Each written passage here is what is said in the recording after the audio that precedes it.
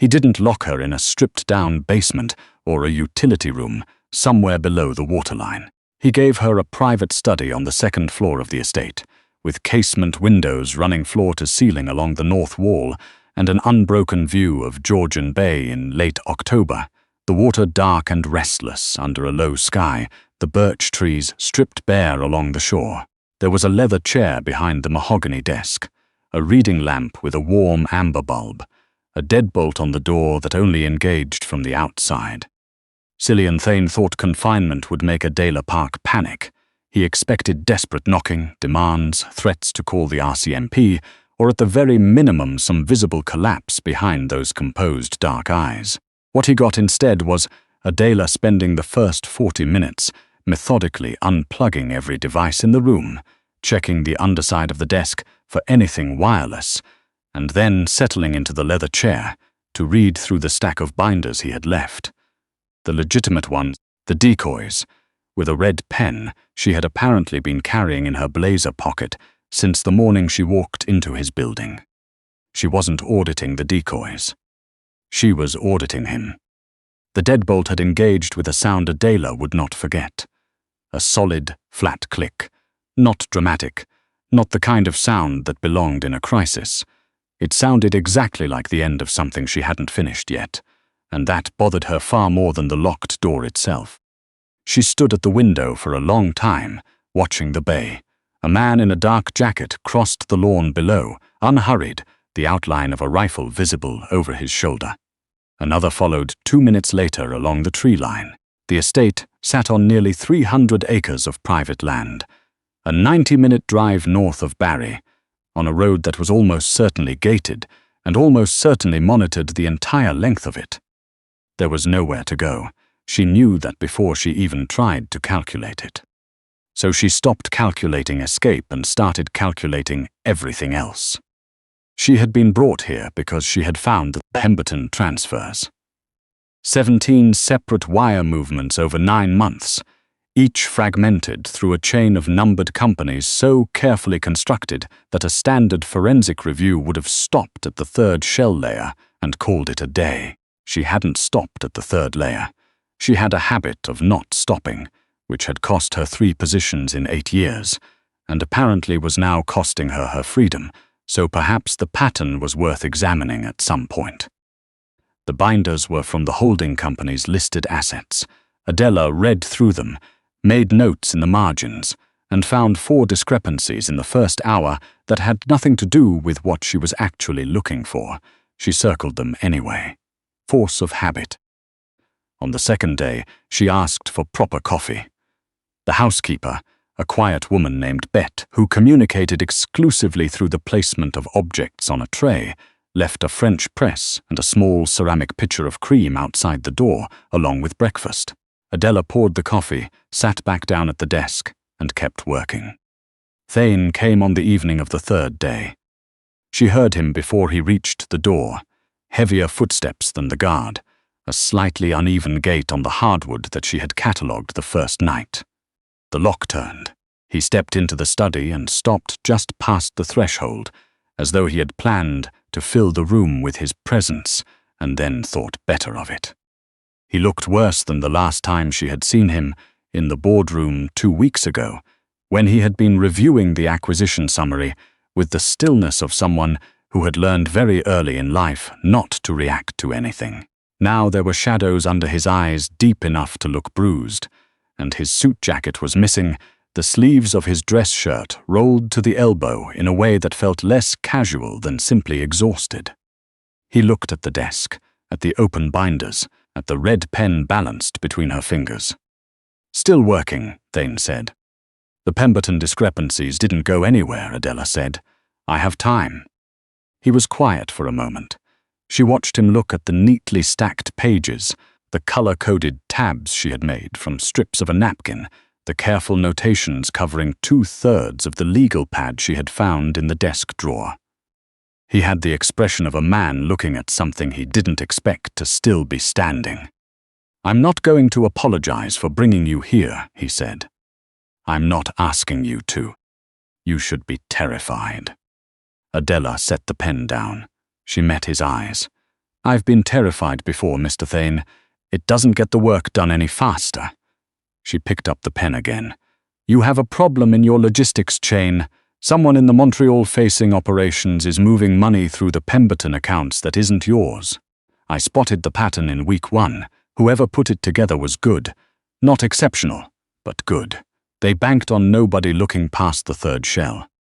Thane didn't move for long enough that the room got uncomfortable.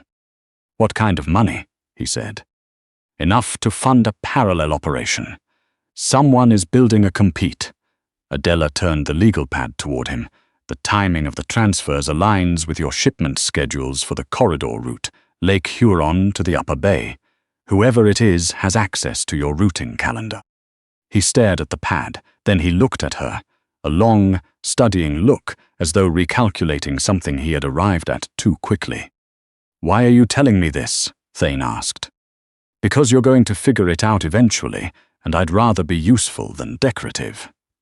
She nodded toward the empty chair across the desk. Sit down. I'll need you to confirm which of your people would have calendar access. He sat down. She wasn't sure he even meant to. He just lowered himself into the chair as if gravity had gotten impatient with him. They worked for 2 hours. It was a strange, suspended kind of normalcy. The lamp casting a warm circle over the desk between them, the bay going black outside the window, the furnace cycling on and off somewhere below. Thane answered her questions in the clipped, economical way of someone accustomed to being understood on the first pass. She wrote fast and asked follow-up questions that made him pause, and she watched him pause, and she learned more about him in those pauses than in anything he actually said. At some point, their knees were nearly touching under the desk. At some point, she realized she hadn't noticed when that happened, which told her something she wasn't ready to examine yet. Your Montreal contact, Adela said, Lucien, does he deal with you directly, or does it go through someone on your side first? Thane's jaw tightened. It goes through Sawyer, my head of operations. Adela's pen stilled. Sawyer's been with you how long?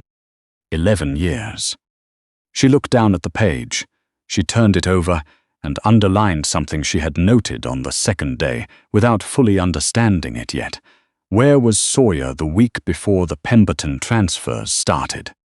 The silence that followed had a texture to it. Montreal, Thane said quietly. She didn't say anything. She circled the date. Thane stood up abruptly. The chair scraped back. He ran a hand through his hair, dark, shot through with grey at the temples, and walked to the window, his back to her.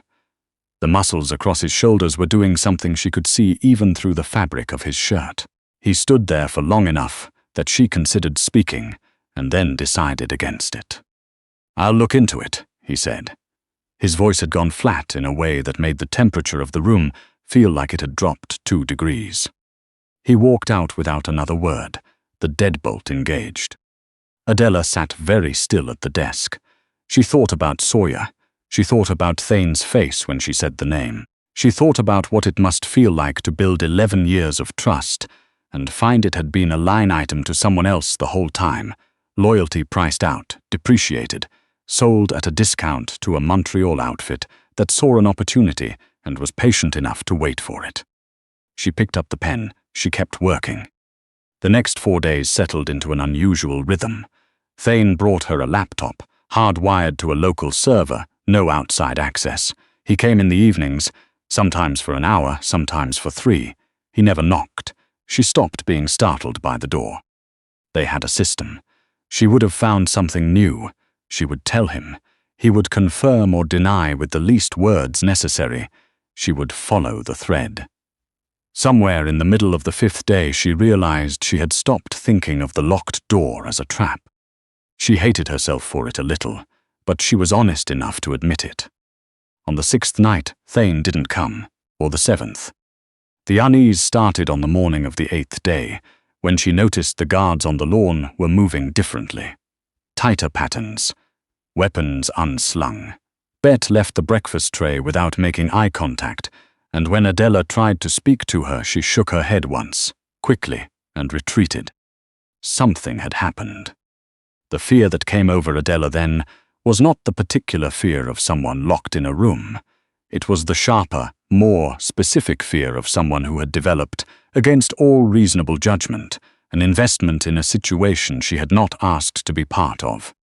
She sat at the desk and told herself she felt nothing.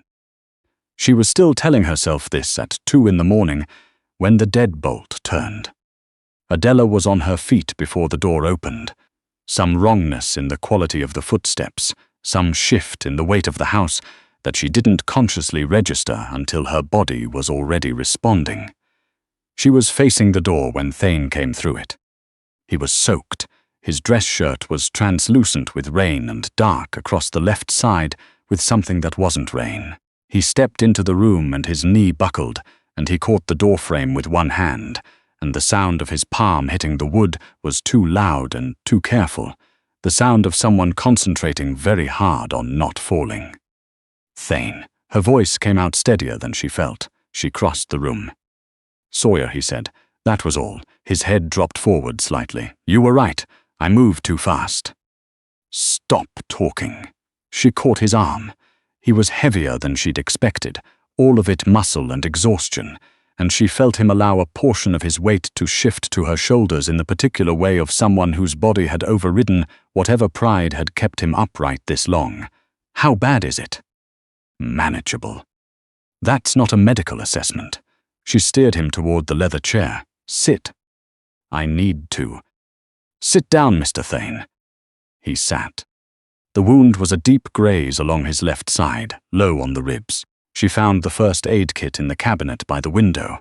Military grade, which surprised her for exactly 2 seconds before it stopped surprising her, and she worked with the imprecise confidence of someone who had no formal training and very little margin for hesitation. She cleaned the wound. He made no sound, but his hand found the edge of the desk and held on. "There's a suture kit in there," Thane said. His eyes were half closed. "I know I need you to stay very still. I've been shot before. I've never stitched anyone before. We're both working outside our comfort zones." She threaded the needle. "Look at the window, not at the needle." "Adela." She paused. He had never used her first name, not once in 6 days of evenings at this desk. It had always been Miss Park, deliberate, distancing, in the same register he used for everything professional and immovable. She looked up. "Why didn't you try to leave?" he asked. "Any of those nights? The guard rotation has a gap on the east side, between 2 and 2:30. You would have seen it." She had. She had clocked it on day 3. "Hold still," she said. She put the needle to his skin, and when he flinched, she said, "Breathe," and he breathed, and she worked in the quiet of the room while the rain came hard against the windows and the bay made its low, continuous sound against the shore below. She tied the last knot and sat back on her heels. Her hands were trembling. She hadn't let herself notice until this exact moment. "I didn't leave," she said finally, "because I hadn't found whoever was bleeding your operation, and because the gap in the guard rotation closes after 2:30, and the access road has cameras at the tree line that I can't account for without the server codes." She cut the thread. "Those are the reasons I identified." He looked at her. "Those are the reasons you identified." "Yes." Something shifted in his face that she didn't have a name for. He reached out and pressed his fingers gently around her wrist. Not gripping, not restraining, just holding. His thumb found her pulse point. She let him. "The door," Thane said. "Is it locked?" She looked over her shoulder. The deadbolt was open. He had come through it in too much pain to engage it again on his way in. The hallway beyond was dark and quiet. No guards on this floor. Nothing but the stairs and whatever came after them. She looked back at him. He was watching her with the particular stillness of a man presenting a fact and waiting to see what she made of it. Not testing her, offering her something she hadn't asked for, and he had no obligation to give. Adela set the suture kit aside. She stood up. She walked to the door and stood in the doorway for a long moment, looking out at the empty hallway, the staircase at the far end, the darkness waiting below it. Then she reached out, pulled the door shut, and engaged the deadbolt from the inside. She walked back to the desk and sat down. Thane was staring at her with an expression she had never seen from him, not calculation, not control, just something raw and unguarded that he hadn't had time to put away. "Get some rest," Adela said. She opened the laptop. "I'm going to find whoever else Sawyer was working with." He slept badly, propped in the leather chair with his jacket folded under his head, and she let him. She worked through what remained of the night, following the money the way she always followed money, backwards, asking who benefited and by how much and when. By 6 in the morning she had a name. Roscoe, one of Sawyer's junior ops staff, brought on 14 months ago, who had been granted access to the satellite scheduling system 8 months ago under the cover of a routine clearance upgrade.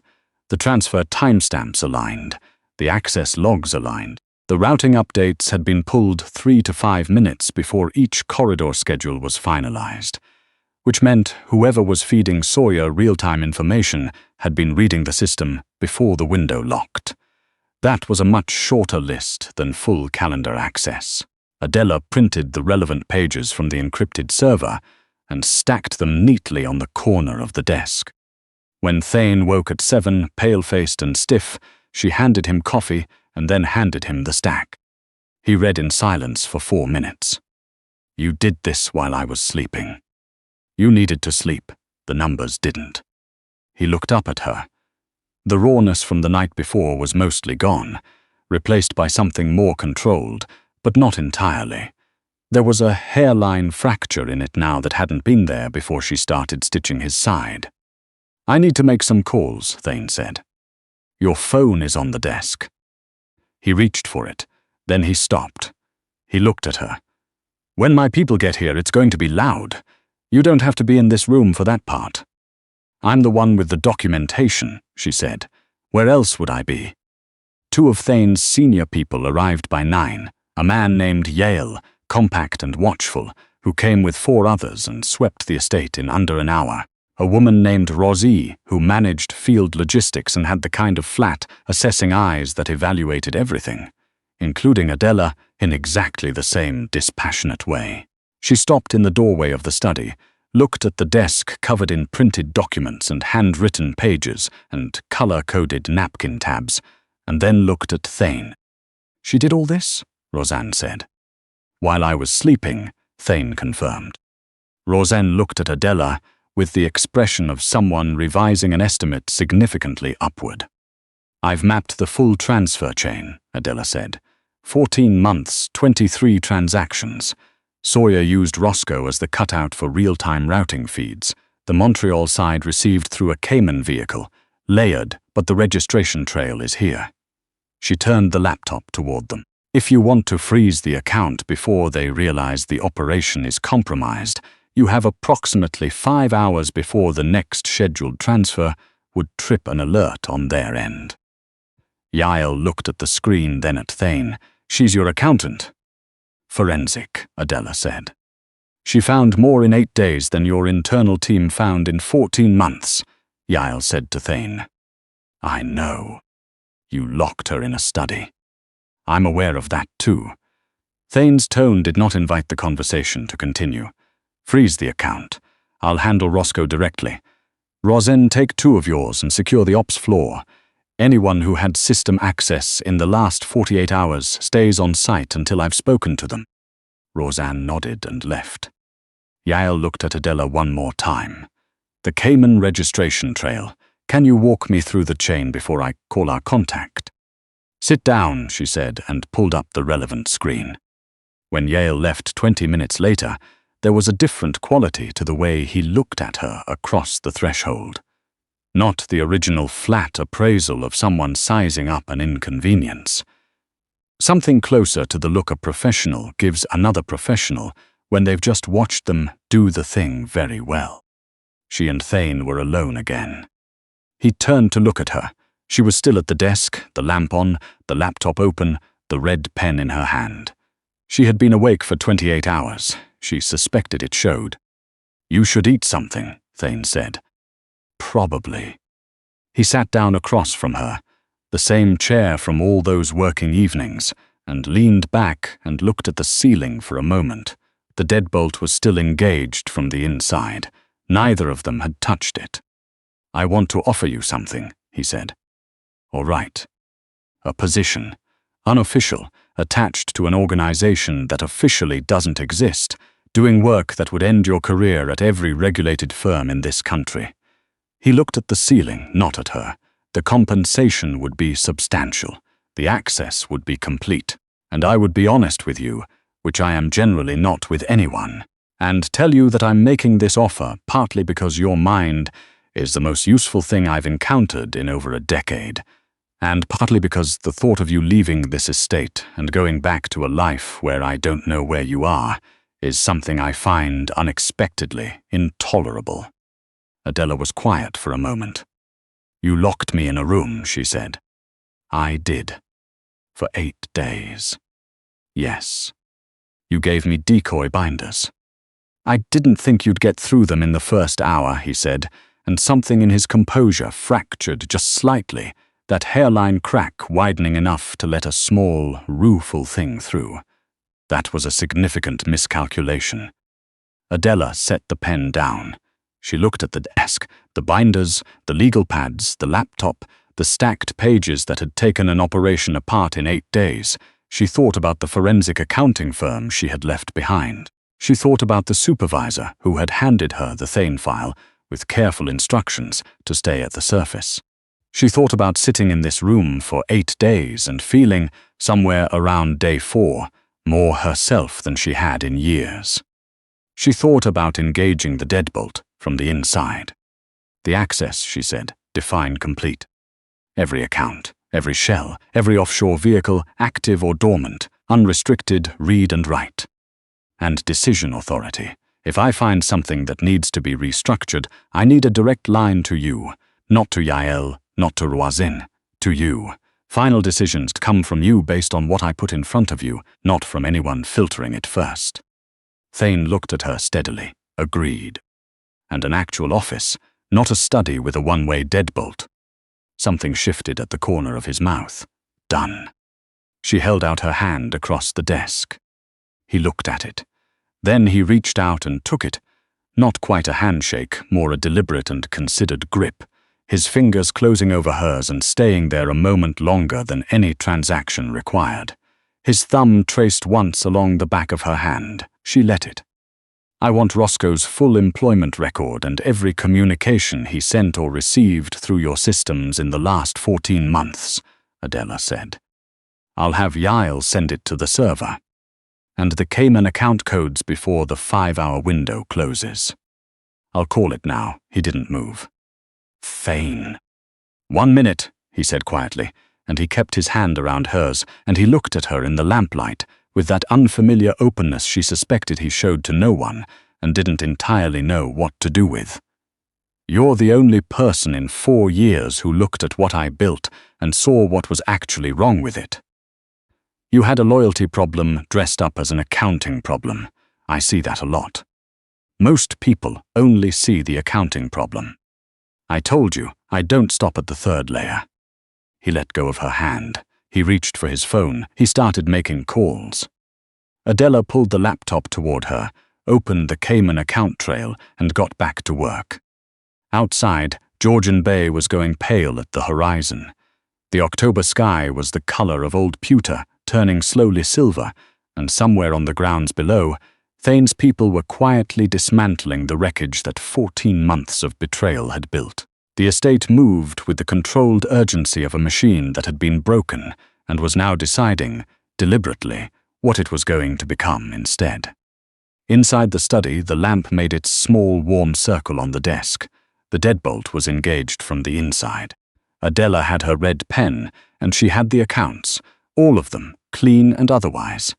And she had 14 months of damage to repair and an organization to rebuild from the numbers up, and a man sitting across from her who was, for the first time she had ever seen, not performing certainty for anyone's benefit.